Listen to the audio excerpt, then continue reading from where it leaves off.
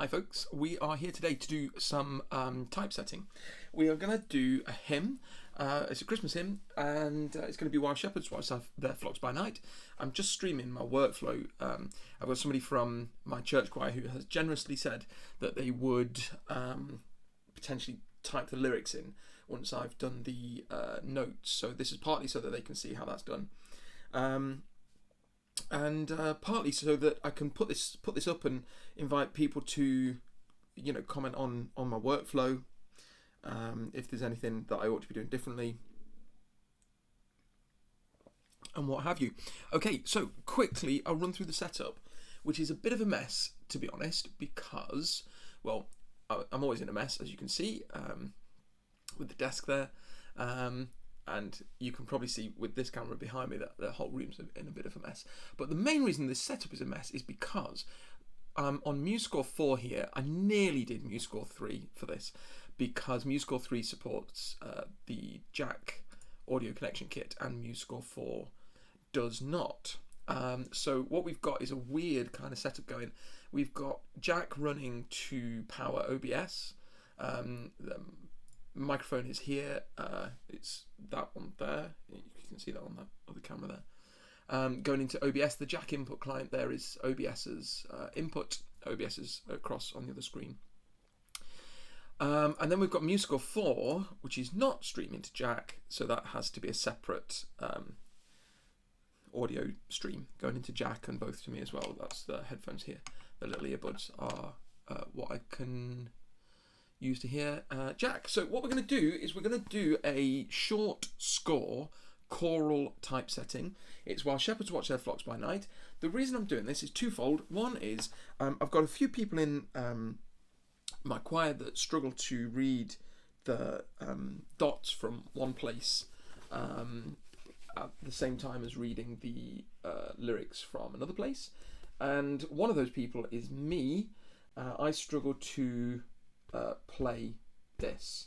Often for the carol services, I'm going to be playing this in front of the choir on the organ, and I'm going to be singing the tenor part, and I'm not clever enough to do the playing and the singing and read these words at the same time. So this is partly for me as well. So here we go. Over on this screen, we've got Musescore set up, ready to go. This is the dialogue that you get when you just tap to create a new score. I've gone to the home screen here, I've tapped create a new score here, and here we go. So we're going to use SATB closed score, just like this. We are going to be in F major. Where's that major? There it is. Good. We are going to be in 4/2. Like this. The speed doesn't really matter. I'll set it, why not, I suppose. I don't really want the tempo marking on the score, but we'll put it, I suppose. At least it means that when we listen to it, it'll be, roughly the right speed. So it's going to be, oops.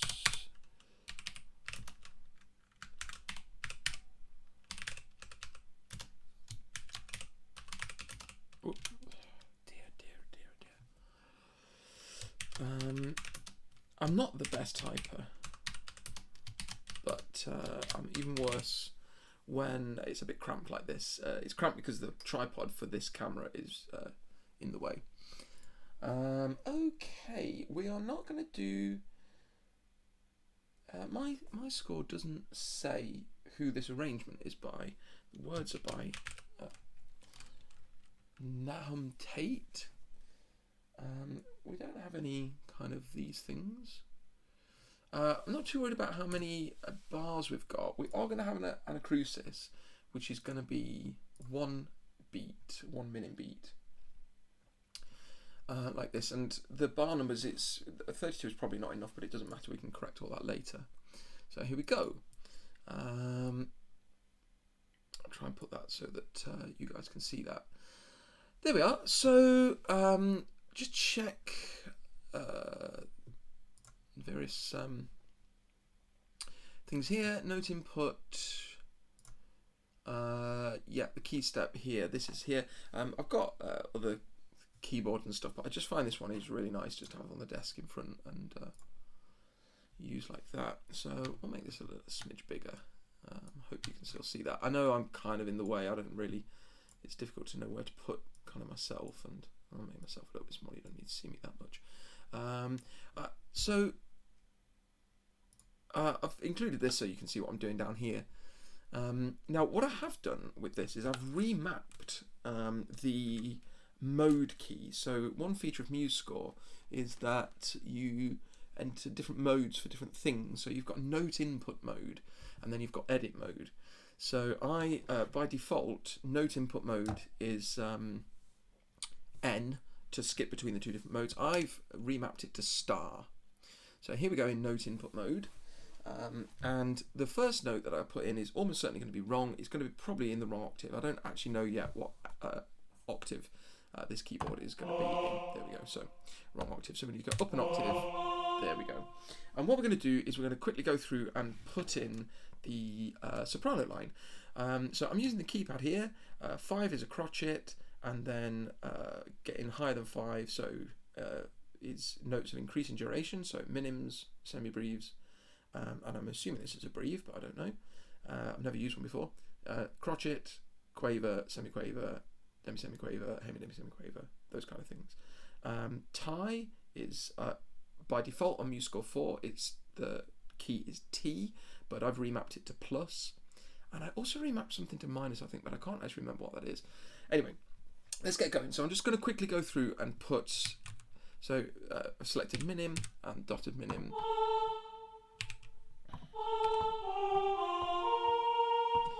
So here we get to the first uneven way. You see, I've only just remapped my keys, and as you can see, I'm forgetting what they are. So this bar is just going to have 3 beats. What have I done? There we go. 3. Oh, what am I doing? Look, there we are. And then the one after it is going to have 1. So we're going to make the anacrusis for. Just check that you can hear that. Yeah, you can.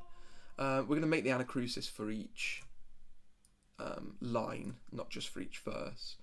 So we're going to have a double bar line at the end of every line, and 3 beats in the bar, and then 1 beat in the next bar for the start of the next line. I've got a cup of tea here. This is high sully. Right, let's carry on.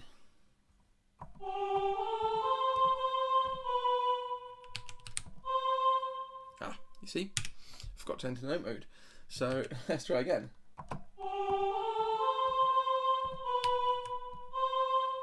So another bar of 3 in here.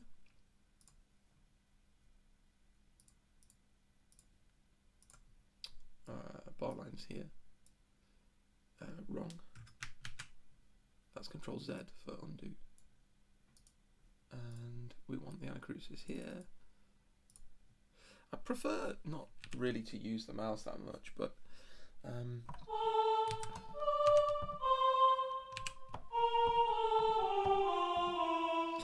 I've done it again, look.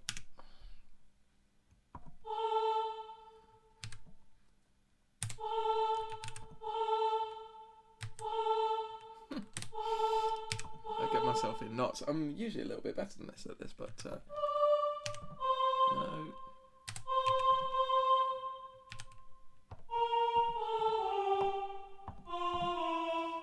I've got another one here. It's because I'm trying to talk at the same time, I think. And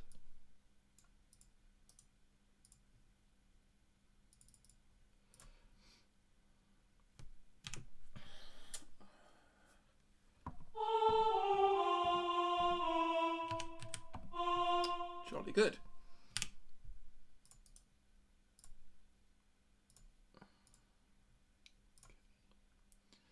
Right, so that's one verse. So I'm going to go next to the tenor part, because that is part 1, as well. Sorry about that, I just hit the microphone, I beg your pardon. I'm reaching for my tea.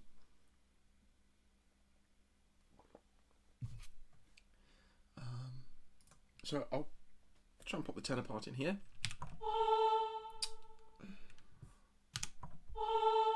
So I need to sort the octaves out.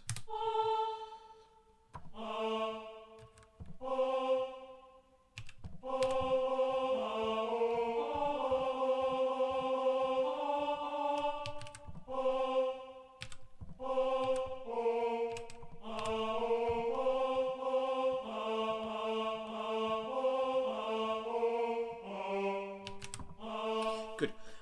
So that's that.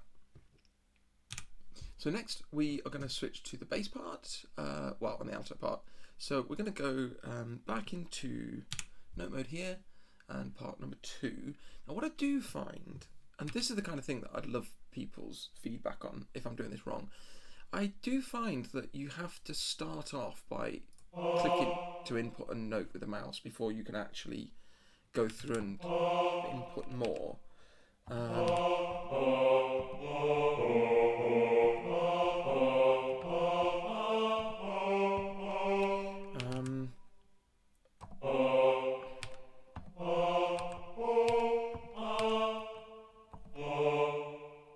I got on the wrong note there.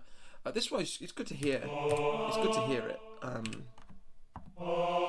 so that you can, tell if you're making mistakes as you go. There we are. You see.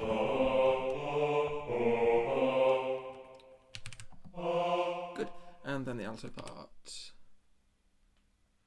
And again, I think you've got to manually create the first note rather than just inputting it on the keyboard.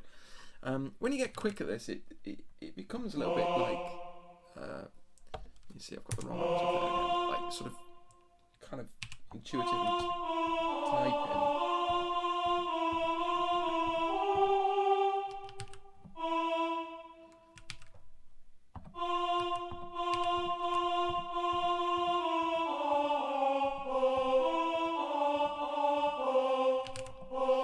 So we've got the basic verse put in. I nearly pressed N. Forgot that I'd remapped it. I've got my John Bowden t-shirt on. I hope you like my John Bowden t-shirt. Right, so that's that. We're gonna have. We're not gonna mess about with the layout just yet because that's gonna change as we put words in. But what we need to do, as we copy and paste one verse into the next, a Musescore won't copy the real length, I don't need that anymore, real length of the bars across. So we need to do that manually. So we need to set up one beat here, then a full bar, then a bar of 3, and it will also not copy across the bar lines that I've put in as well. So this is going to be the full bar and a bar of 3 here, and bar of 1, full bar, bar of 3. I think I'm right in saying that this is going to be the pattern throughout, so I can set this up for lots of verses, I think.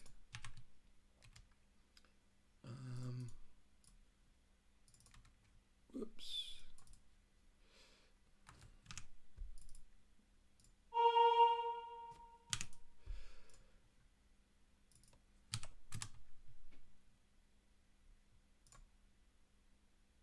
I've gone wrong there, haven't I? I don't know if, yeah, so Control Z does sort that out. I didn't know if it would actually with something like bar properties. Okay, so we've done a few of those. We're going to copy and paste some across here. So this is, if you want to know, you're clicking the first bar, you're shift clicking in the bar that you want to copy across to. If you did this, if you selected the first note and shift clicked it shift clicked there in this bar, it would select just the stave. So we need to make sure we selected the bass stave as well. There we go. Heads across there for us. So that's going to be verse 2. I might not do all verses right now while we've got the camera going, because it might be a bit tedious, but I'll do another verse here, and then I'll put a little bit of text in, I think. I find it very annoying to copy a part that already has some text on it, because it will copy the text across, which is obviously a good thing. But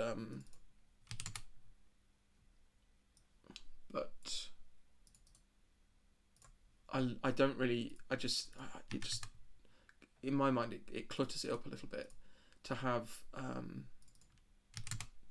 text already there that you need to replace, rather than no text. There we go. So I think what we should do is maybe do that so that we know where the joins are in the verses. So this is 1 beat. I think I've done that one already. Yep. That's going to be 3. It looks like I've done that one already. Yes. I'll just not put the bar line in. Good. So I first had this idea to stream workflow from Martin Wimpress on the I can't remember which podcast it's on now. He used to do the Ubuntu podcast, and now he does one of the Late Night Linux podcasts. I think he might do a couple actually. I think it's called maybe Linux Matters. And he talked about over lockdown, when he couldn't go into work, and he started just literally like streaming his entire day's work on Twitch. This was, and how useful that was. And he was sort of saying that the reason it was so useful was because you know, I mean, it was getting virtually no views. I'm not really expecting anybody to watch this. I imagine it's pretty boring viewing, but the people that were watching were people that were able to comment critically on his workflow and advise about better practices, or able to give advice on problems as they came up, things like that. And I think it became a little bit of a thing amongst, the way he talks about it on the podcast anyway, it became a little bit of a thing amongst certain coders at that time, to kind of just like, you know, have someone else's stream go in, and so almost like working alongside each other, sort of, but not, kind of, if that makes sense. So I just thought that you know, maybe, as I say, I'm not really expecting anybody to watch this, but it could be that if you know, I'll post this on the Muse forums, and if someone does watch it and spots something silly that I'm doing, you know, it might be handy. So where are we got to? We've got 1, 2, 3, 4 verses. I may as well carry this on. We've got 2 more to do.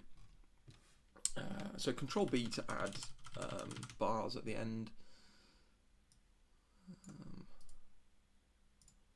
going to take too long to just do the other verses, I don't think, is it? Yeah, and I did think, actually, because I don't get much time doing this stuff, or I don't prioritise, you know, my own things. I mean, this is for church, this is for work, really. But I don't prioritise just getting in here and like doing my own practice or learning new things on what have you. So I did think about potentially maybe starting like it'd probably be monthly, it wouldn't be weekly, I've not got time, stream where I just come in here and, you know, like stream my guitar practice or whatever I was doing that week, you know. So we've got 1, 2, 3, 4. So that means we need 6 more bars. So 1, 2, 3, 4, 5, 6. Oops, missed. And again, if I do that, stream whatever it is.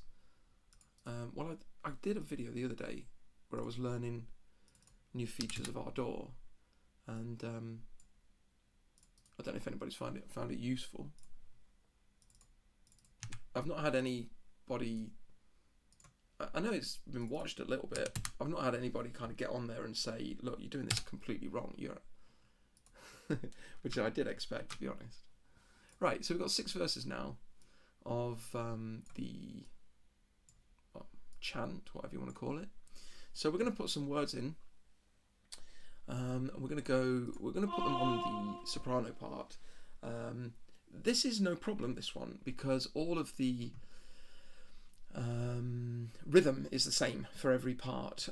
What I will do actually is I'll just listen to it first just to check that I've not made any mistakes. Yeah, that's a good point actually. I should have done that before I started copying it all across.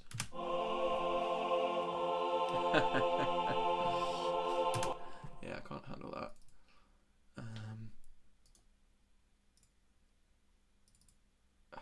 I don't know how to do this. Tempo.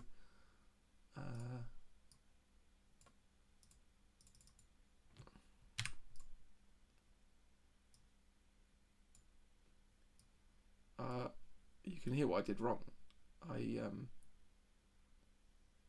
It's fussy about where you drop things.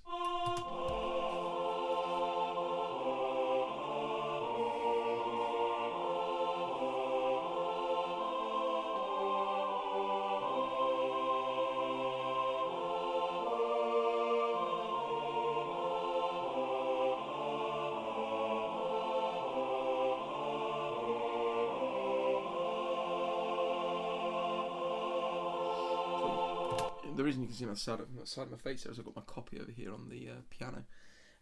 That's fine.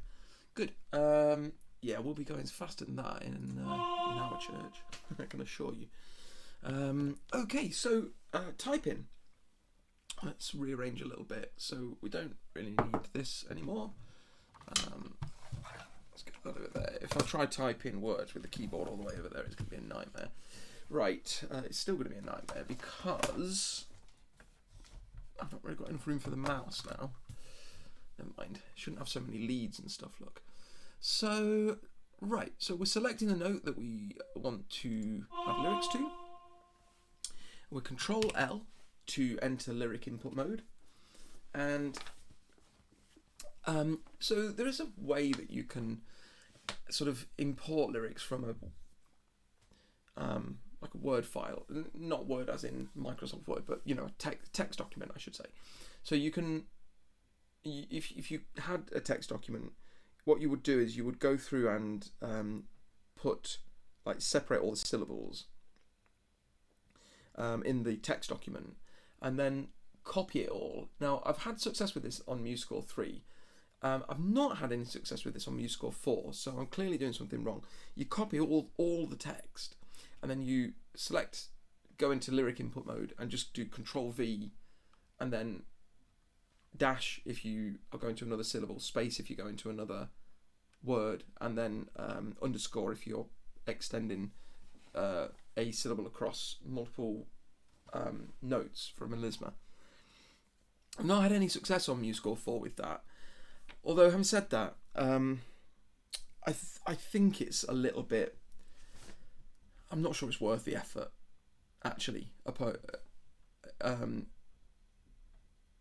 Into like the effort of the trouble that it takes, rather than just literally typing. I mean, I'm not the fastest typer, but even for me, whoops, sorry about that, folks. Even for me, I think I type fast enough that it's may as well just type. So I do like to put the verse marks in there. I forget every single time what key to press to escape the space bar. Okay, so if you put space bar in, it will. If you input space bar, it will skip to the next note. So obviously after 1, just there, we don't want to skip to the next note because we need to put a word in there, which is going to be while. So we need to escape the space bar, okay, so that it gets interpreted as a space rather than as skip to the next word. And the hotkey for that is control. I normally use the left control key, which is out of sight of the camera there. So you can see there. There we go. And that creates a proper space. And there's my god-awful typing again.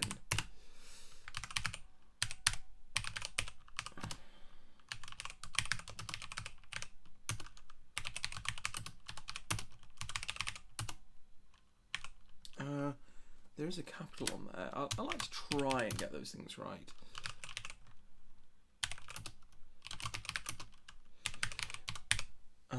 What have we got here? We've got a comma. Angel is no capital. I assume Lord is.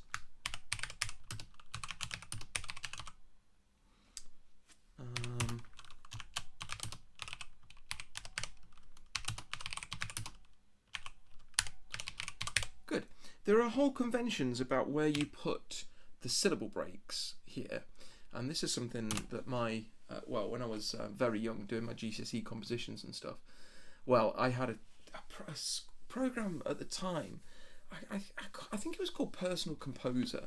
It was on the first computer that we had. This would have been in '98, I think, and it was a rubbish program. But Sibelius was too expensive at that time. It wasn't. I don't think it was yet clear that Sibelius was going to become like the industry standard. Although I don't, you know, it's years and years since I've used Sibelius. It's not since Sibelius 2 or 3. I had the keygen hacked version. And so I moved to Musescore when basically when I decided that morally I couldn't carry on using dodgy software. And I really like Musescore, and not least because it's open source and therefore free as in cost, as well as free as in freedom, and therefore you can just tell pupils to get it. So Control L to enter lyric mode. Verse 2, so Control space to escape the space bar, and verse 2 is fear not. We've got speech marks there.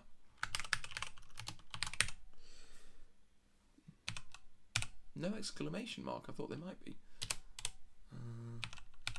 That's interesting. Look, the inverted comma has gone the wrong way around. That's better, I think. No, it's not. Never mind. Oh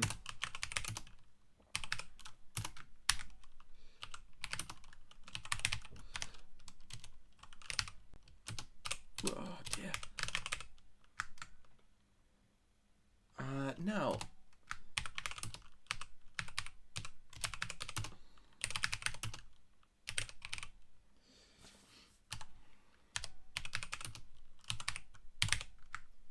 In my copy here, there's a banana to indicate no breath here.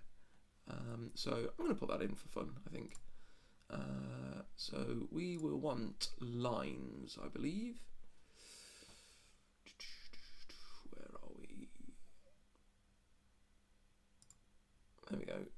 It used to be under lines. It's not anymore.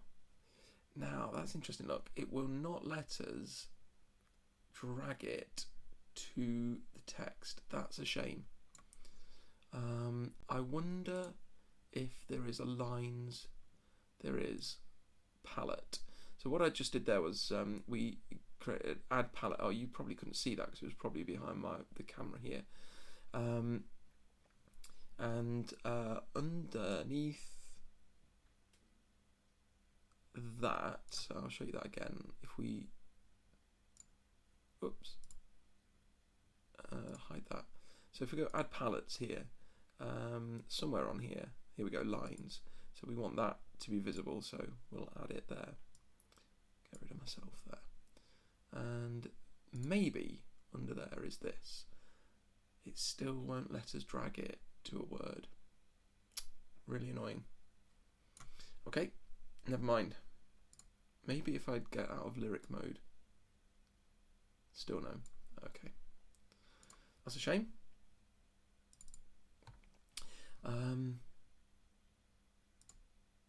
So I could obviously highlight this and do Control L to get back into lyric mode, or what I just did was just double clicked a text that's already there, and then that will go into lyric mode as well.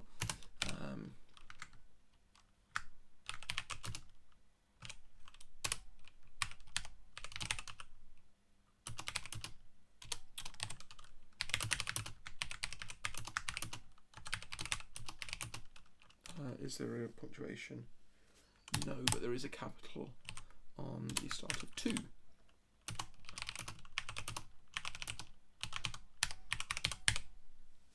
And a full stop.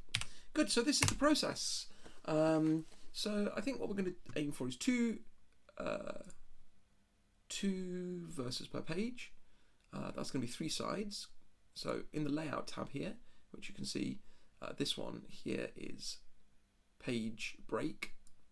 So we're going to just drag it to the bar where we want the page break, and there it is. And you can edit these. If you highlight and just delete that, you can rearrange those and things like that. I find that very useful. Well, obviously, yeah. See, get rid of that. Get myself out of note mode and into Control L.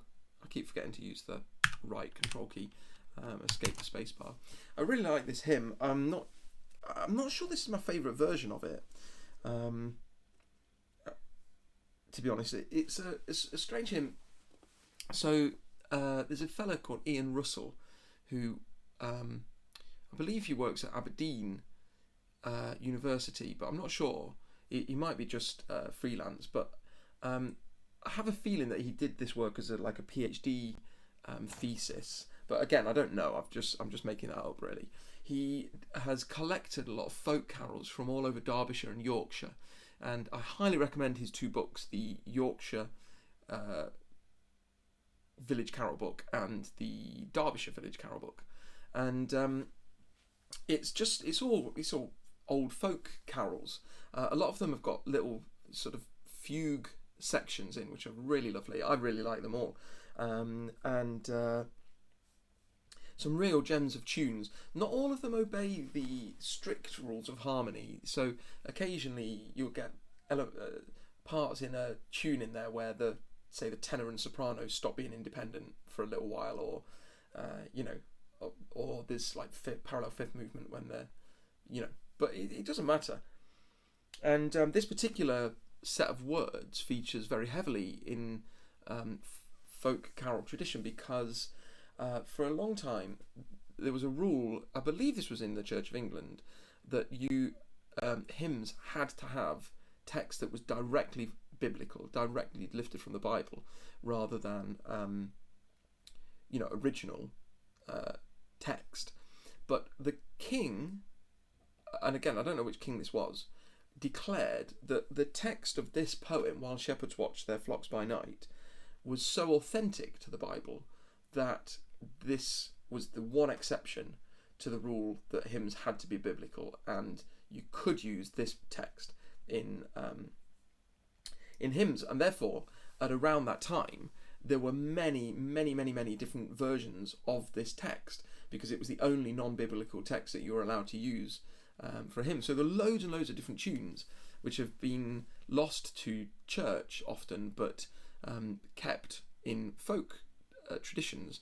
So there are 2 pubs, the Royal Oak, I can't remember the other one, and I can't remember the name of the villages either, in South Yorkshire, just a little north of Sheffield, northwest I think, that have keep this caroling tradition alive. And this fella Ian Russell, every year he does a village carol workshop, which I've not been able to go to yet, which I'd like to go to.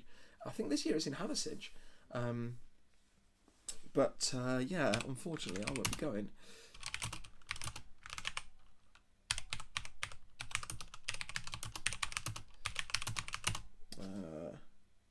Capital letter on is, pardon me. Oh dear.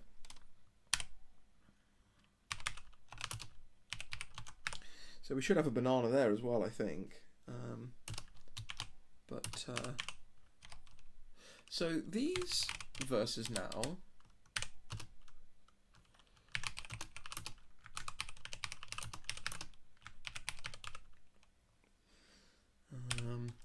I think I've missed a comma. There we go.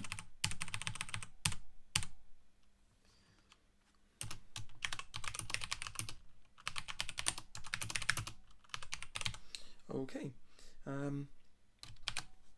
good. And so these verses, you can see my mistake, right?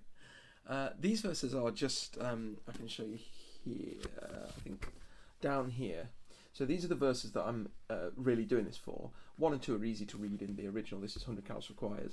3, 4 and 5, as I say, some of my singers and me as well on the organ, I find it difficult to read that and look at this at the same time. So these are here, so it's now my decision where I put syllable breaks and things like that. And you can see I've done this one wrong. So again, there are conventions about where you put them. So it's not just, you know, me to choose what I want. There we go. So where there's one consonant, it starts the next word rather than finishing the previous syllable rather than finishing the previous one. Where there are 2 consonants, it's often going to be in the middle of the 2. Not always though. I don't think. You can kind of tell though what looks right.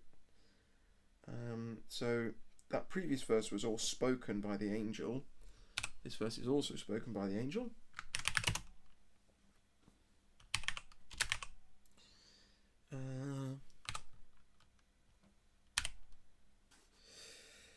We're going to have a apostrophe in there.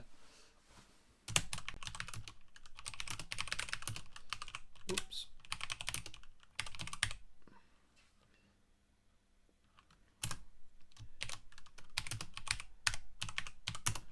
I find that I know a lot of these words actually. There's an example of the consonant being one at the end of a syllable and the next one at the start. It just, obviously when you're singing it, you're not going to sing to human view displayed. You're going to sing to human view displayed. The S is actually going to be on the next word, but I'm pretty certain that that's correct. I don't think it'd look right with the S on the next next word note.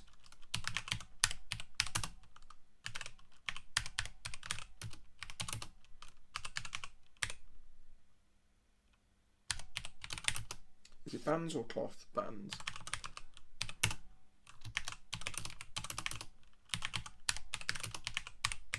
There we go.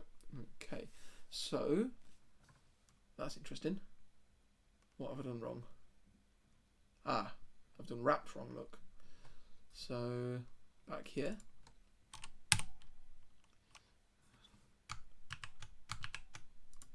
And I'll highlight this. Whoa.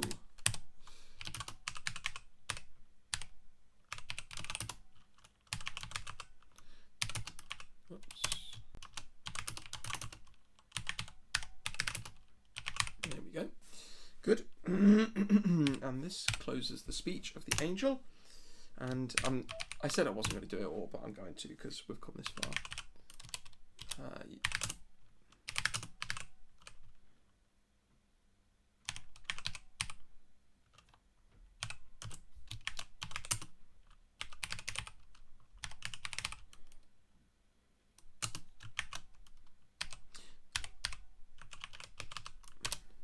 So, a lot of the reason I can't type is spelling.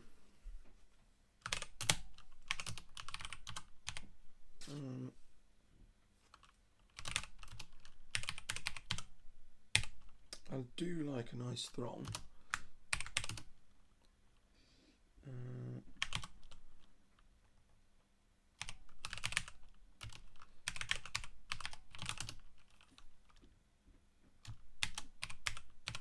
I don't know this verse.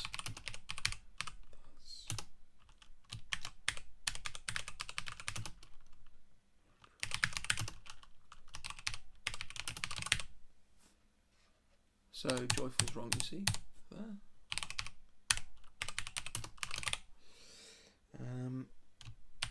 So, you know, I've done quite a lot of this sort of thing actually, creating these layouts. So you can see I've done a couple of things wrong here. Verse 3, I've forgotten to mark verse 4. I always do some things wrong, of course. There's that one, not forgetting to escape it. We're going to stick with 2 verses per page. So we're going to put a page break there. This is verse 5. So I'm getting reasonably quick at it. I think this workflow is pretty good. Obviously I would have been a little bit quicker if I wasn't kind of talking as I went. But you can kind of see the time it takes. It's not going to be that long, I don't think. I don't know how long we've been going for. 40 minutes, yeah. I think I could have done it by now if I wasn't talking and taking breaks and stuff to go on about things.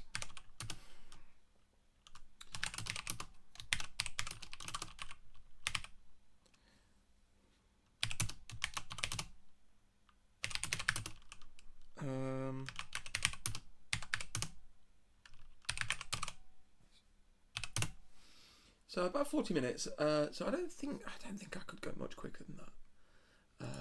We're going to have a line break there. But you can also see, this is why I've asked in my choir if anybody would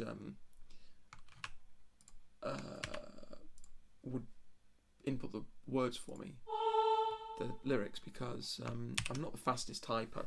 I did try and learn to type a few years ago, and I did get a lot better. I'm a lot better than I was.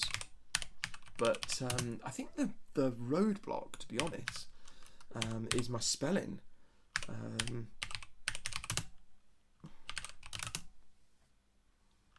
Rather than my actual typing speed.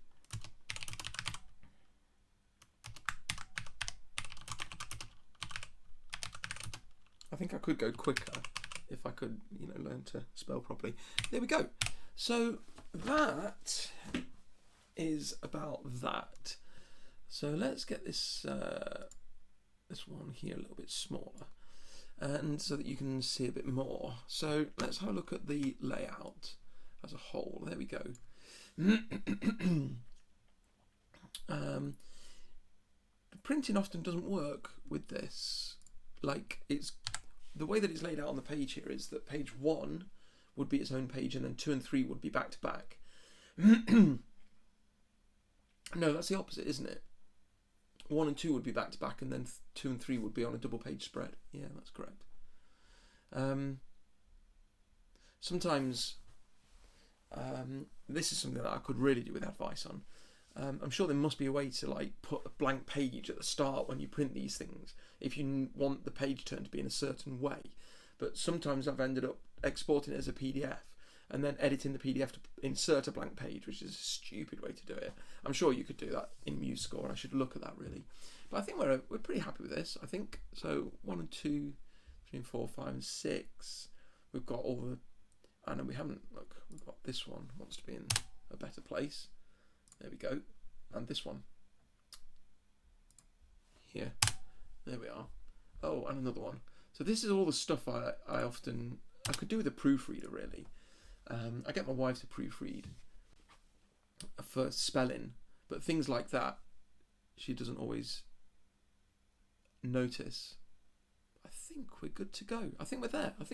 Okay, I've got a couple more of these to do over the next couple of days, ready for the carol service. I'll be sending these out to my choir over the next few days.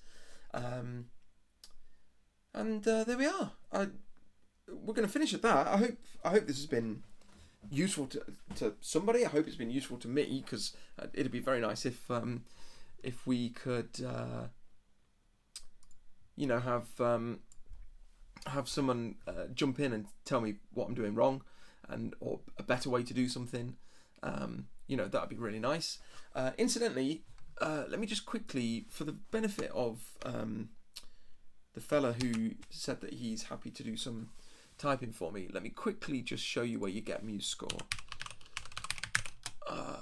This is going to be a comment. So Musescore website here. This is the home page. And obviously make sure you get it from the right place.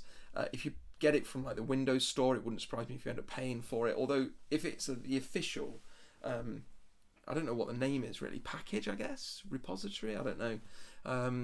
It may well be that the money goes to Musescore, which would be nice. I've bunged them a little bit in the past. I should do it again, really. Go to download here and just download the version that you want. So I'm on Linux, so it's the app image there. But obviously, if you're on Windows, which I dare say most people will be, just download there and install it as normal. It is open source. This is the project website. It is safe. And it will install, and off you go. One thing that I think on version 4 I think worked was tabbed scores, and it does no longer work, I don't think, on version 4.1, or at least it doesn't on the Linux app image. I'm pretty sure I'm right about that, which is kind of a shame. And then we're going to go over here and I'm going to make myself small again. In fact, I did that whole last little bit with myself big. There we go. There's the website. You probably saw that. You could probably see that behind my big head there. There we go. And we're going to go up here. We're going to go to File, and we're going to go Export. I'm going to export it to a PDF. There we go. I've not saved it yet, I don't think, even. There we go. And for some reason, I'm in Musescore there. I will put it in my hymns folder there, and I will save this as well into the same hymns folder. There we go. Nice. So that's it. One done. I've got a couple more to do. The rest won't take quite so long because I'm not going to be streaming those ones. So I hope this has been useful to some people, I'll try and timestamp the video so that you don't have to watch the entire thing. And I'll see you next week, folks. Bye-bye.